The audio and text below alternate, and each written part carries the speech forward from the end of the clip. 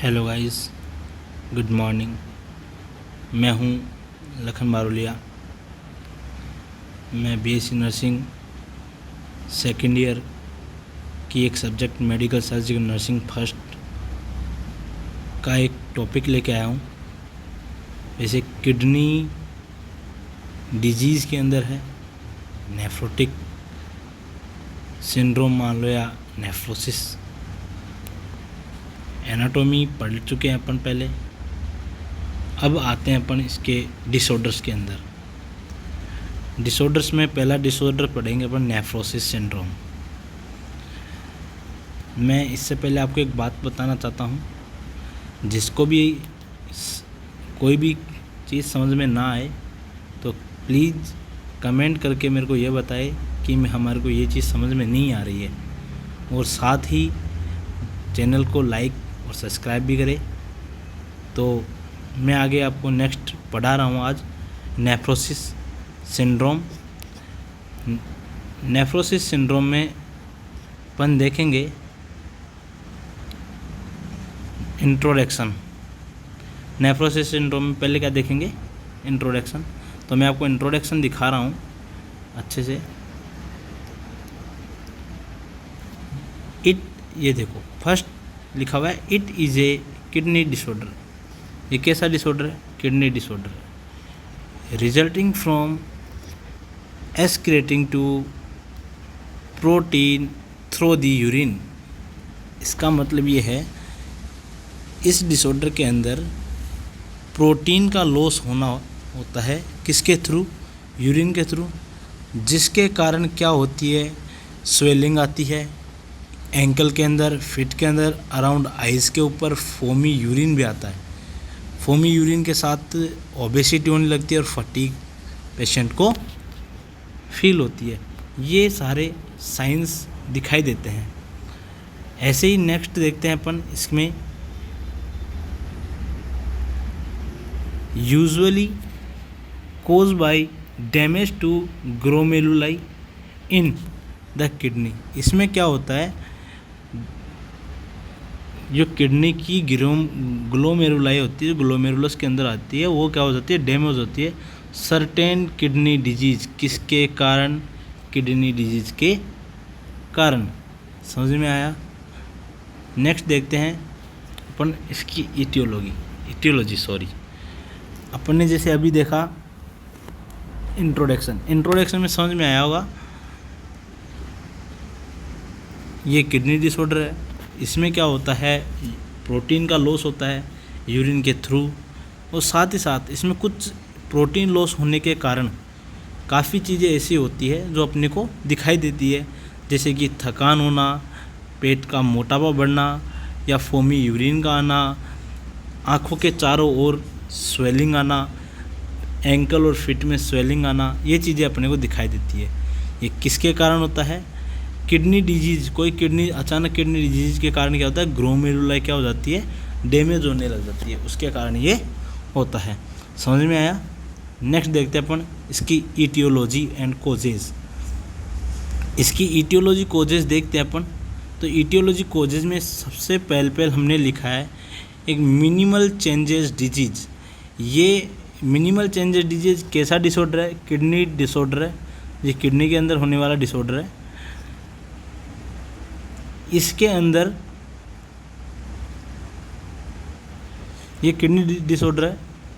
ये क्या करता है? किडनी के अंदर माइनर छोटे छोटे चेंजेस आने लग जाते हैं, जैसे कि जीएफआर का कम होना, पेट में पेशाब का कम होना, काफ़ी चीज़ें, यूरिन पास आउट कम होना, ओलिगोयूरिया, डिसयूरिया, मिक्चुरेशन, काफ़ी चीज़ें ऐसी होती है जो अपने को सिम्टम्स दिखाई देते हैं। उसको क्या बोलते हैं? Minimal changes of the kidney disease.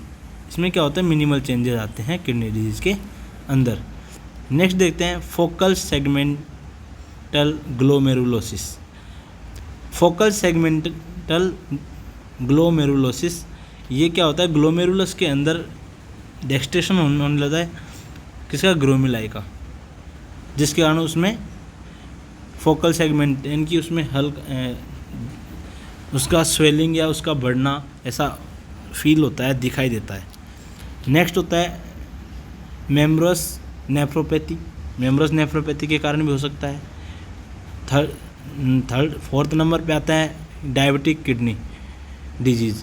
Diabetes patient को किडनी डिजीज़ हो तब भी ये हो सकता है, डायबिटिक किडनी डिजीज़, ये डायबिटीज़ किडनी डिजीज़ के कारण भी होता है। नेक्स्ट होता है क्रोनिक सिस्टाइटिस चेंजेज। अगर किसी पर्सन को लगातार लंबे समय तक सिस्टाइटिस है तो भी किस में जा सकता है पेशेंट, नेफ्रोसिस कंडीशन में जा सकता है। नेक्स्ट देखते हो एमलाइडोसिस के कारण भी हो सकता है। Blood clot in the kidney when, अगर किडनी वेन के अंदर कोई ब्लड क्लॉटिंग हो जाती है, उसके कारण अगर ब्लड का सर्कुलेशन रेगुलेट नहीं होता है और किडनी के अंदर अगर फ्लो बढ़ाई जा रहा है, उसके कारण उसमें क्या होता है, इन्फ्लामेशन एंड इन्फेक्शन, जिसके कारण किडनी क्या करती है, प्रॉपर फंक्शन नहीं कर पाती है और वही फंक्शन किस में कन्वर्ट हो जाता है, नेफ्रोसिस में कन्वर्ट हो जाते हैं, नेफ्रोसिस डिजीज़ में कन्वर्ट हो जाते हैं। नेक्स्ट आते हैं हार्ट फेलियर। अगर कोई हार्ट फेलियर पर्सन हो, उसके हार्ट फेलियर हो, उसके कारण भी किडनी नेफ्रोसिस हो सकता है। या एक्सीडेंटल किडनी डिजीज़ या एक्सीडेंटल किडनी इंजरी, मान लो कोई एक्सीडेंट हुआ है, किडनी पे लग गई है, किसी प्रकार का ब्लॉकेज आ गया है, इंजरी हो गई है, उसके कारण भी हो सकता है। इसकी देखते हैं रिस्क फैक्टर। तो सर रिस्क फैक्टर में देखते हैं अपन certain medical condition such as the diabetes lupus. क्या होता है, certain medical condition such a diabetes lupus, diabetes के कारण, लूप्स के कारण या एम्लोइडोसिस के कारण या रिफ्लेक्स नेफ्रोपैथी के कारण, किसी प्रकार की रिफ्लेक्शन आ जाती है या नेफ्रोपैथी हो जाए, उसके कारण ये हो सकता है।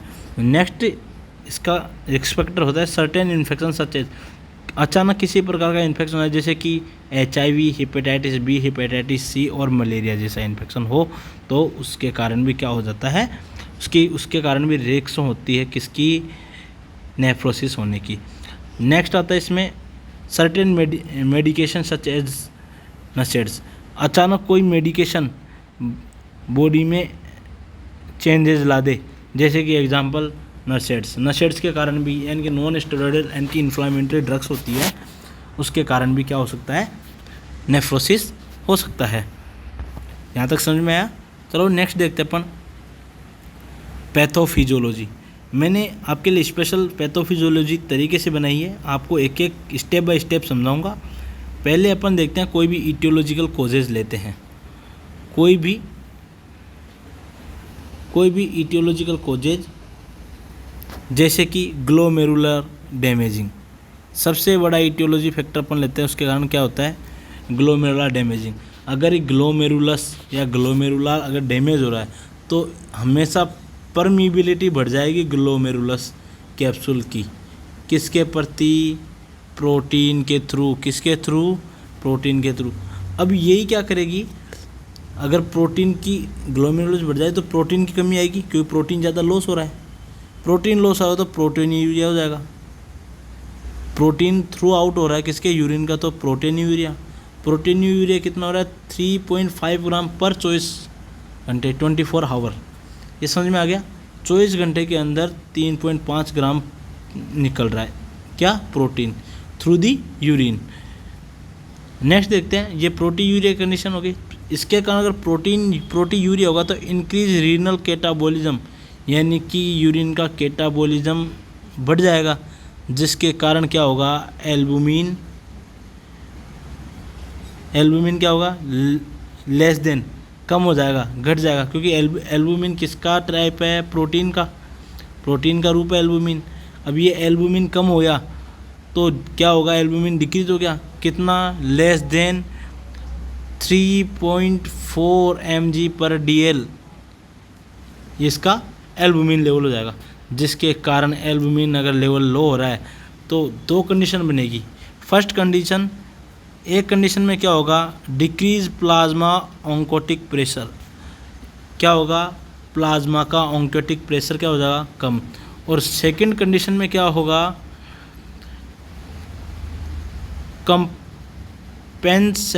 कंपनसेंट्री synthesis of the protein including lipoprotein by liver में लिपोप्रोटीन की कंडीशन आ जाएगी, क्योंकि प्रोटीन का सिंथेसिस क्या होगा, कम होने लग गया। नेक्स्ट देखो, ये कंडीशन आ रही है तो इसके जस्ट बाद में दोनों कंडीशन अलग अलग चेंजेस होती है। जो अभी देखा था पढ़ने, डिक्रीज प्लाज्मा ऑन्कोटिक प्रेशर कम हो रहा था, उसमें दो कंडीशन बनेगी। उसमें भी एक कंडीशन होगी fluid escape into tissues.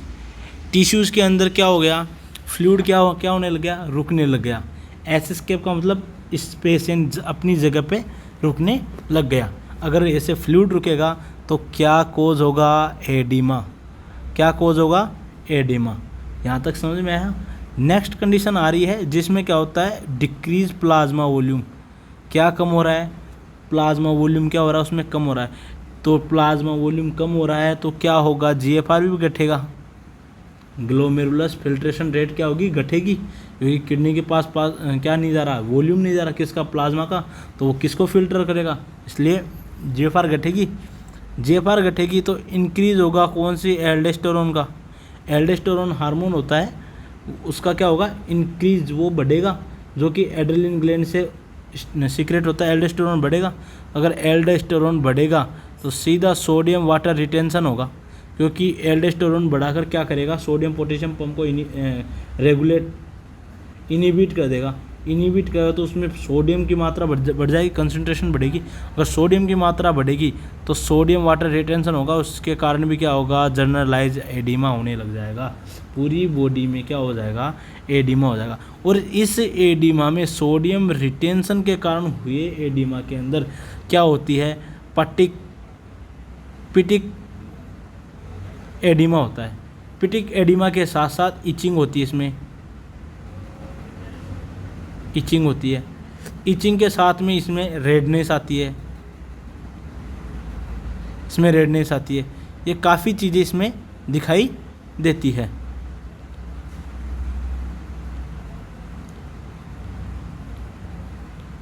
Sorry, इसमें स्लाइड सही चल नहीं पाई, मैं एक बार आपको दिखा देता हूँ। ये हो गया। तो नेक्स्ट देखो, डिक्रीज लिपिड। हाँ, और जो एक साइड कंडीशन बन रही थी जिसमें क्या होता है, कंपोनेंट्री सिंथेसिस हो रहा था प्रोटीन का, जिसमें साथ में क्या हो रहा था, लिपोप्रोटीन बाय लीवर। लिपोप्रोटीन होता है लीवर में। इसमें क्या हो रहा है, जो लिपोप्रोटीन बन रहा था उसके कारण क्या हुआ, decrease lipid catabolism due to low level of protein. Lipid का क्या होगा, कैटाबॉलिज्म कम होगा। अगर कैटाबॉलिज्म कम होगा तो क्या होगा, प्रोटीन भी लेवल कम होगा, प्रोटीन का लेवल कम होगा। सॉरी, इसमें मैंने गलत बोल दिया। Increase lipid catabolism due to low protein level. Lipid का कैटाबॉलिज्म घटेगा क्योंकि प्रोटीन लेवल क्या है, कम। अगर प्रोटीन का लेवल कम है तो लिपिड का कैटाबॉलिज्म भी क्या होगा, कम होगा। उसके कारण हाइपरलिपिडीमिया हो जाएगा। अगर बॉडी में हाइपरलिपिडीमिया हो रहा है तो बॉडी में क्या होगा, स्वेलिंग, स्पेशली लीवर पर। और लीवर पे स्वेलिंग आएगी तो ऑल ओवर बॉडी एडिमा होने के चांसेस है। यहाँ तक समझ में आया, ठीक है। नेक्स्ट देखो, क्लिनिकल मैनिफेस्टेशन या साइन सिम्टम। क्लिनिकल मैनिफेस्टेशन या साइन सिम्टम्स में अपन देखते हैं, फर्स्टली फोमी यूरिन।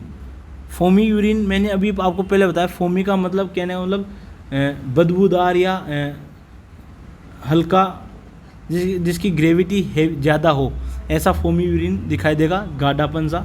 इसके अलावा वेट गेन होगा ड्यू टू फ्लूइड रिटेंशन, क्योंकि बॉडी में फ्लूइड का रिटेंशन बढ़ रहा है, इसके कारण वेट गेन होगा। ब्लड क्लॉट होगा, ब्लड क्लॉट्स होंगे तो थ्रोम्बोफीलिया बोलेंगे उसको, थ्रोम्बोफीलिया कारण होगा। इसके अलावा लॉस ऑफ एपेटाइटिस, फटीग होगी, थकान होगी। Fluid in the abdomen, ascites, fluid बढ़ेगा पेट में तो उसको एब्डोमेन एसाइटिस हो सकता है। स्वेलिंग इन एक्सट्रीमिटीज़, एक्सट्रीमिटीज़ का मतलब दोनों हाथ और दोनों पैर, इनको एक्सट्रीमिटीज़ बोलते हैं। इसके अलावा जनरलाइज बॉडी स्वेलिंग हो सकती है। सीवियर स्वेलिंग अराउंड आइज़, मैंने अभी बताया था आपको, अराउंडिंग आइज स्वेलिंग ये भी होगी। प्रोटीन यूरिया मतलब पेशाब के साथ यूरिन का बाहर आना, या यूरिन के साथ प्रोटीन का लॉस होना। एडिमा मतलब पूरी ऑल ओवर बॉडी पे स्वेलिंग टाइप में हो जाता है। हाइपोएल्ब्यूमिनिया, हाइपो एल्बुमिनियम का मतलब decrease level of the albumin, decrease level of albumin, albumin का लेवल क्या हो रहा है, डिक्रीज हो रहा है एल्बुमिन का लेवल, तो इसको बोलते हैं हाइपो एल्बुमिनिया। हेमीचूरिया, हेमीचूरिया मतलब urine pass out with blood, blood pass out with urine, urine के साथ ब्लड आ रहा है उसे हेमीचूरिया बोलेंगे। Dyspnoea, breathing in difficulty. Anaemia, कहने का मतलब decrease level of the blood. Headache, सिर दर्द हो सकता है। फीवर, बुखार आ सकती है। हाइपर टेंशन भी हो सकता है, बॉडी इरिटेट मारेगी। एब्डोमन पेन भी होगा। पटिक oedema all over body, all over body and legs, इसमें गलत टाइप हुआ है, सॉरी सर, इसमें all over body and legs आएगा। ठीक है, समझ में आ गया यहाँ तक? ओके, ये समझ में आ गया। अब नेक्स्ट देखते हैं डायग्नोस्टिक इवेल्यूशन। सर देखो, मैं डायग्नोस्टिक इवेल्यूशन देखते हैं अपन, तो उसमें एक एक स्पेशलाइज चीज़ें देखते हैं। फर्स्टली देखेंगे history taking and physical examination. Upon patient की हिस्ट्री टेक करेंगे, उसके बाद फिजिकल एग्जामिन करेंगे। उसके अलावा अपन पैथोलॉजिकल एग्जामिनेशन करेंगे, जिसके अंदर देखते हैं अपन ब्लड एग्जामिनेशन। पैथोलॉजिकल के अंदर पहला करेंगे ब्लड एग्जामिनेशन। ब्लड एग्जामिनेशन के अंदर specially CBC, ESR, CRP, RFT, LFT, serum albumin, serum creatinine, serum blood urea, serum sodium and serum potassium level तक भी अपन देखेंगे। इसके अलावा यूरिन एग्जामिनेशन में, जिसमें यूरिन एनालिसिस करेंगे, जैसे कि यूरिन रूटीन हो गया, यूरिन कल्चर हो गया, यूरिन 24 आवर, यूरिन ऑस्मोलिटी हो गई, 24 आवर प्रोटीन टेस्ट हो गया, ये सारे यूरिन टेस्ट करेंगे। इसके अलावा साइटोलॉजिकल एग्जामिनेशन करेंगे। साइटोलॉजिकल एग्जामिनेशन के अंदर जैसे किडनी बायोप्सी हो गई, टिश्यू कल्चर हो गया, ये सारे साइटोलॉजी। रेडियोलॉजिकल एग्जामिनेशन में जैसे कि अल्ट्रासोनोग्राफ हो गई, CT स्कैन हो गई, MRI हो गई, ये सारे अपन डायग्नोस्टिक इवैल्यूएशन में कर सकते हैं। नेक्स्ट देखते हैं medical management. Sir medical management में देखते हैं पहला न्यूट्रिशनल मैनेजमेंट। न्यूट्रिशनल मैनेजमेंट में क्या आता है, पहले अपन कभी भी नेफ्रोसिस का पेशेंट हो तो उसको लो इंटेक ऑफ वाटर, पानी कम पिलाना है। क्यों? क्योंकि उसमें ऑलरेडी सोडियम रिटेंशन बढ़ रहा है, और सोडियम रिटेंशन बढ़ रहा है तो ऑल ओवर बॉडी एडिमा हो रहा है, GFR कम हो रहा है, इसके कारण एसाइटिस होने के चांसेस होते हैं। नेक्स्ट देखो, लो इंटेक ऑफ वाटर मैंने बता ही दिया। इसके अलावा high protein diet use then 1 gram protein per kg body weight for 1 day. कहने का मतलब एक दिन के अंदर एक इंसान को 1 gram protein 1 kilo body weight के अकॉर्डिंग लेना चाहिए। इसके अलावा लो सोडियम डाइट, कम से कम सोडियम डाइट लेनी चाहिए, क्योंकि सोडियम रिटेंशन बढ़ेगा इसलिए। और लो सैचुरेटेड फैटी डाइट, लो सैचुरेटेड फैटी डाइट भी क्या लेनी है, कम लेनी है। तो सर नेक्स्ट देखते हैं मेडिकल मैनेजमेंट। मेडिकल मैनेजमेंट में किडनी के लिए अपन 2 चीज़ देखेंगे, ग्लूकोकॉर्टिकोस्टेरॉइड और डायूरेटिक्स। किडनी में अगर कोई भी किसी प्रकार की डिजीज़ होती है तो ग्लूकोकॉर्टिकोइड्स और डायूरेटिक्स यूज़ करते हैं।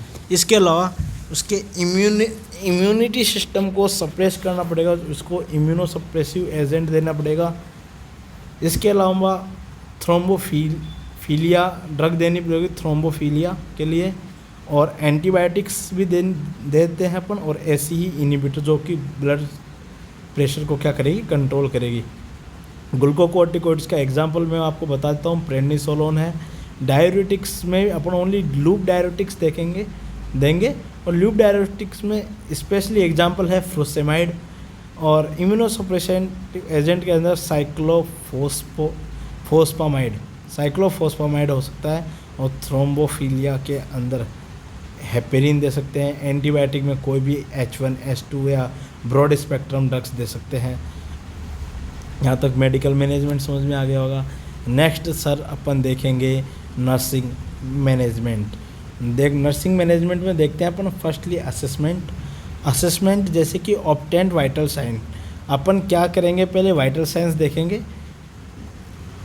अपन फर्स्टली वाइटल साइन देखेंगे, ये वाइटल साइन है, वाइटल साइन के बाद में ऑल ओवर बॉडी के अंदर नेफ्रोटिक सिंड्रोम चाइल्ड्स के अंदर स्पेशल हो तो उसका एडिमा अगर आप चेक करेंगे, स्किन की एसेसिंग करेंगे, पेटिक एडिमा चेक करेंगे और मेज़र वेट, डेली उसका वेट क्या करना है, मेज़र करना है। इसके अलावा एक और है इनपुट और आउटपुट, कहने का मतलब इनटेक और आउटपुट ये दोनों चीज़ डेली की मेज़र करनी है। इसके अलावा नर्सिंग डायग्नोसिस, मैं आपको नर्सिंग डायग्नोसिस बताता हूँ। पहला nursing diagnosis excessive fluid volume, अगर बॉडी में फ्लूइड वॉल्यूम बढ़ रहा है तो क्या होगा, related to the accumulation in tissue and third space. किसका फ्लूइड का एक्यूमुलेशन होगा, टिश्यूज़ के अंदर और थर्ड स्पेस के अंदर, समझ में आ गया। इसके कारण क्या होगा, एक्सेसिव फ्लूइड वॉल्यूम बढ़ेगा। नेक्स्ट है risk of the imbalanced nutrition less than body requirement, अगर नेफ्रोटिक सिंड्रोम है तो न्यूट्रिशन की इनबैलेंस हो जाएगा और रिस्क रहेगी इनबैलेंस होने की, और जिसके कारण क्या होगा, बॉडी में एनोरेक्सिया क्या हो जाएगा, related to the anorexia. Next देखते हैं risk of impaired skin integrity, skin में इंटेग्रिटी को ठीक, इंटेग्रिटी इम्पेयर्ड कैसे होगी, एडिमा के कारण, रिलेटेड टू एडिमा। फटीग थकान related to oedema and disease process, बीमारी के कारण। नेक्स्ट है रिस्क ऑफ इन्फेक्शन, इन्फेक्शन की रिस्क है किसके कारण, टू इम्यूनोसप्रेसिव के कारण, किस कारण, इम्यूनोसप्रेसिव। ये नर्सिंग मैनेजमेंट में। नेक्स्ट देखते हैं गोल में देखते हैं अपन पेशेंट को क्या क्या चीज़ से बचा सकते हैं, कहाँ कहाँ तक कंडीशंस ऑफ पेशेंट को ट्रीट कर सकते हैं। पहली है रिलीविंग एडिमा, उसका एडिमा ठीक करेंगे। अपन का टारगेट होता है गोल का मतलब इनकी इस चीज़ को अपने को ठीक करना है। Relieving oedema, improving nutrition status. Next maintaining skin integrity और फोर्थ है कन्वर्जिंग एनर्जी और फिफ्थ है प्रिवेंटिंग इन्फेक्शन से बचाना। ये अपना टारगेट है।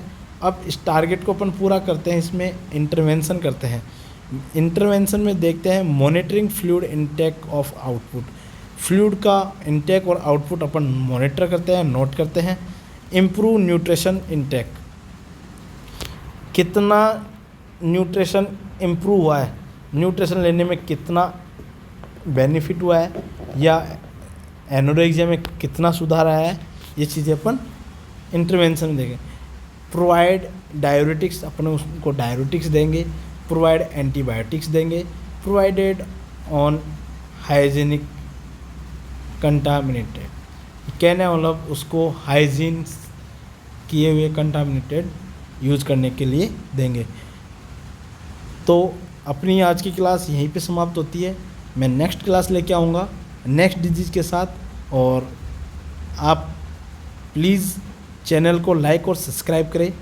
आपको अच्छा लगे तो बेल आइकन ऑल की ओर प्रेस करें और क्लास को शेयर करें, जिससे कि मैं आपकी अच्छे से और हेल्प कर सकूं।